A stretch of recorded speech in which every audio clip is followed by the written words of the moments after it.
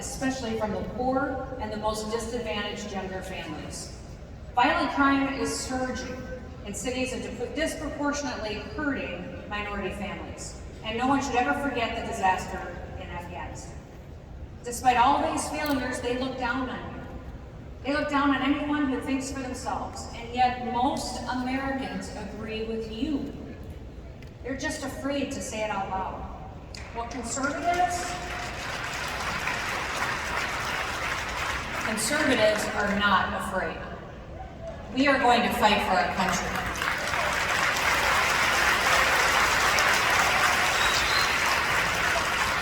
Now, we are not the first generation to face such a pivotal time. And that's why today I want to look at America, and I want to look at where we've been, where we are, and where we're going. First, where we've been. As conservatives, what do we want to conserve?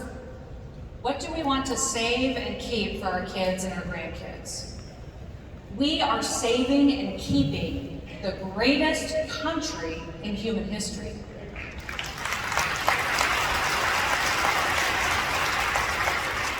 Our founders, they built something that the world had never seen before.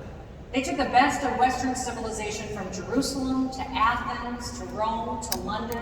They brought together faith, reason, law, and representative government. And in Philadelphia in 1787, they put all of that together to craft the Constitution of the United States of America.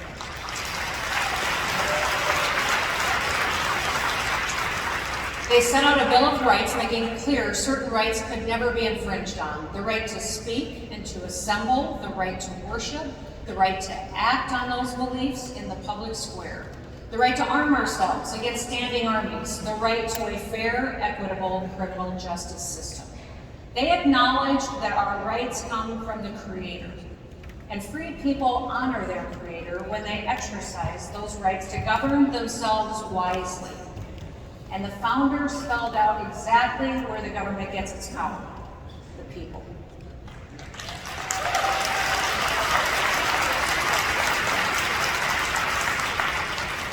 Read Federalist 49. The people are the only legitimate founder of power.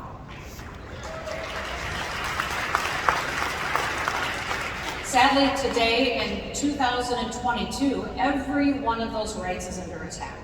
The American people are being coerced. When the National School Board Association works with the White House to get the FBI to identify parents as domestic terrorists for opposing critical race theory in their kids' schools, you've got big problems. If you haven't read up on the special counsel probe of the FBI investigation into President Trump's campaign, here is the Cliff Notes version. President Trump was right. The Clintons spied on him.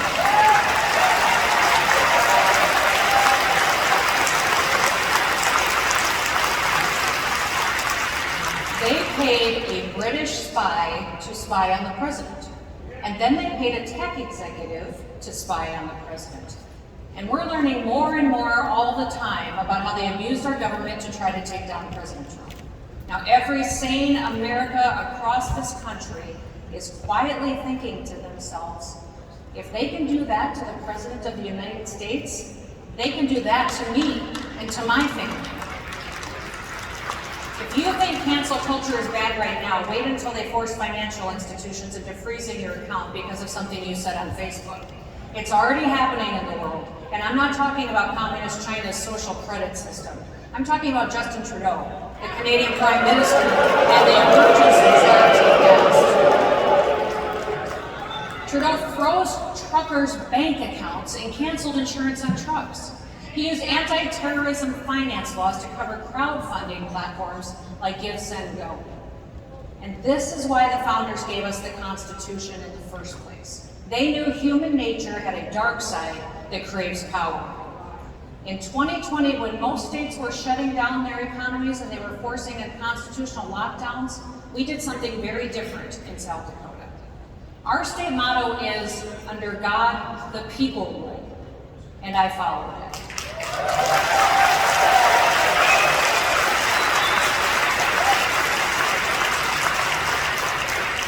As governor, I believed that the best way to fight a danger in our country was through an informed and free American people who made decisions for themselves. I refused to use unconstitutional powers. We never issued mask mandates. We didn't mandate vaccines. We never kept anybody from going to church, and we kept kids in the classroom.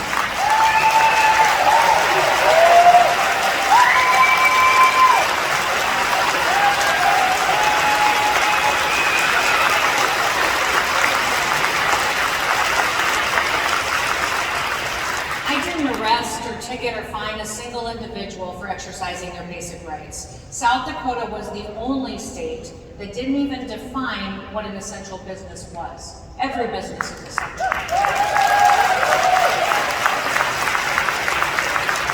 Looking around the world today, we see fundamental freedoms evaporating because of COVID lockdowns, but not in South Dakota. We drew a clear line, and the line between tyranny and freedom is getting more clear every day across our country. The left divides us based on our differences. Conservatives, we unite around our shared values.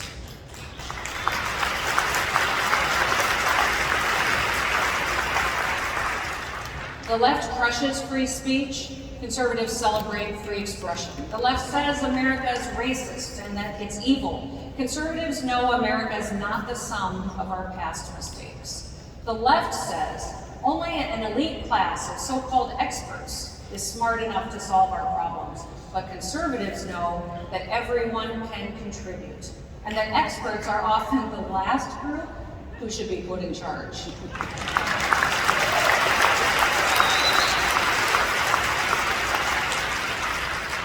I want to tell you a brief story about a man who was not an expert, but he saved America at a crucial time in our history.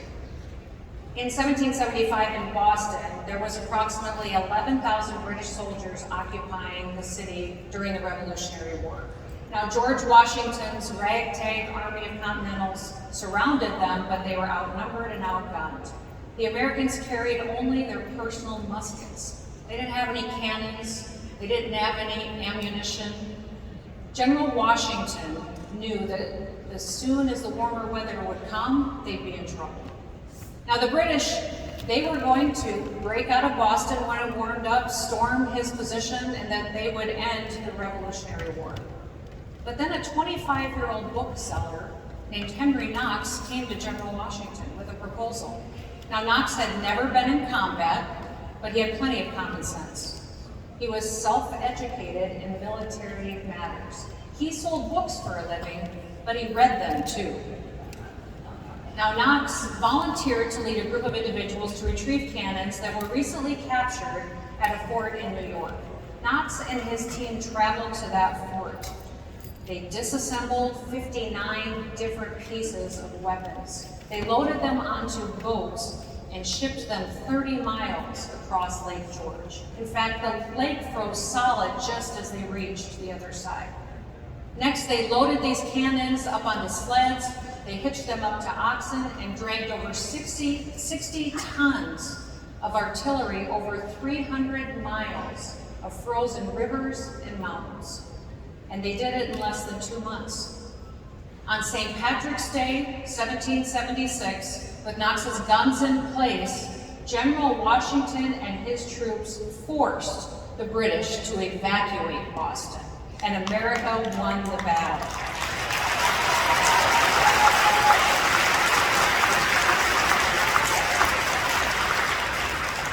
Now that's tough. That's American grit.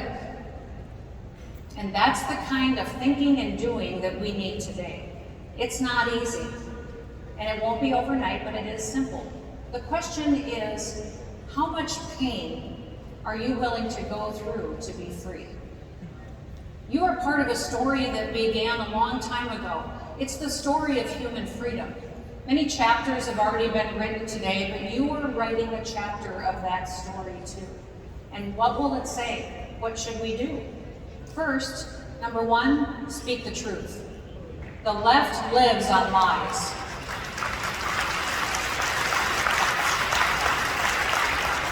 It's part of their power to frighten people into falling in line. Take that power away. No one in this room is afraid to speak the truth, but we all know people in our lives who are. So I need you to encourage them, strengthen them. Let them know that they are not alone in thinking that. Remind them that there is a reality and a truth still in this world. We can know it and we can live by it. It sets us free and it makes us happy. Second, never give up.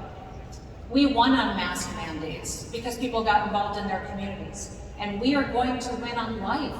First at the Supreme Court, and then also in the states.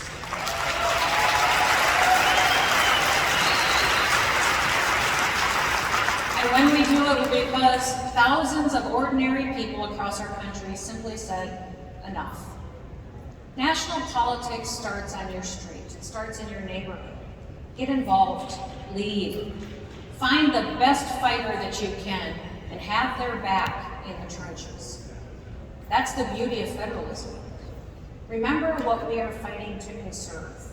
When I served in Congress, I'd often walk past the National Archives, and there's an inscription on the outside of the building that says this: "The glory and romance of our history are here preserved in the chronicles of those who conceived and built the structure of our nation." Think about those words. Glory, romance. The left never talks about such things. They don't even know what they are. We should talk about them more. There is an old strength to our national character. We have it as Americans. Remembering the strength and calling it forth once again, that is our calling. It is our duty. We have inherited the greatest legacy of freedom in human history, and we have to fight to hold on to it. And we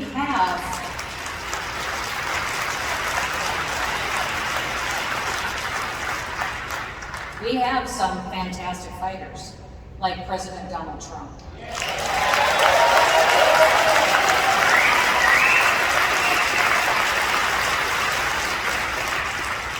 But he's not alone. The American people are on our side.